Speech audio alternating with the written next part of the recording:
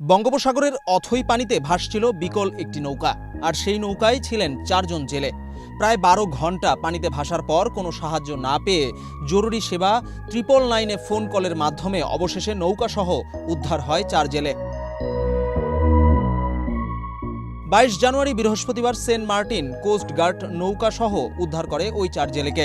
জাতীয় জরুরি সেবা 999-এর গণমাধ্যম ও জনসংযোগ কর্মকর্তা পুলিশ পরিদর্শক আনোয়ার সাত্তারের পাঠানো এক বিজ্ঞপ্তিতে বিষয়টি জানানো হয়েছে।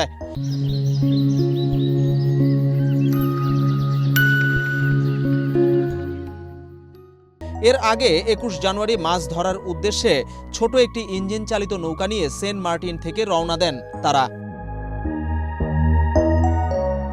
বিজ্ঞপ্তিতে নৌকায় থাকা ইদ্রিস নামের এক জেলের বরাতে বলা হয়েছে, ওই 4 জন ছোট্ট একটি ইঞ্জিন চালিত নৌকাযোগে সেন্ট মার্টিন থেকে রওনা দেন মাছ ধরার উদ্দেশ্যে। ছেড়া দ্বীপ পার হয়ে কিছুদূর যাওয়ার পর তাদের নৌকার ইঞ্জিন বিকল হয়ে যায়।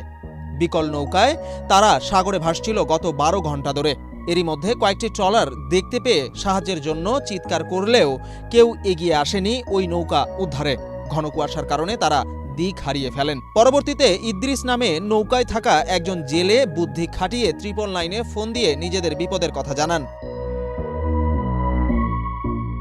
999 থেকে বিষয়টি তাৎক্ষণিকভাবে দ্রুত উদ্ধারের জন্য কোস্ট গার্ড কন্ট্রোল রুমে এবং সেন্ট মার্টিন কোস্ট গার্ডকে জানানো হয়। জানা গেছে, কলটি ধরেছিলেন কল টেকার কনস্টেবল নাইম ইসলাম এবং বিষয়টি সংশ্লিষ্ট কোস্ট গার্ড স্টেশনে থাকা তদারক এবং সমন্বয়ক করেছিলেন 999-এর ডিসপাচার এসআই সাব্বির আহমেদ নিক্সন।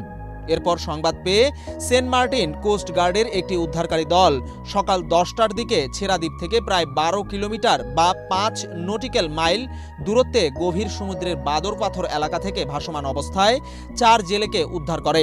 তাদেরকে প্রাথমিক চিকিৎসা দিয়ে সেন্ট মার্টিনে পৌঁছে দেওয়া হয়। সেন্ট মার্টিন কোস্ট গার্ডের পেটি অফিসার মোস্তাফিজ মামুন তাদের উদ্ধারের বিষয়টি 999-কে নিশ্চিত করেছেন।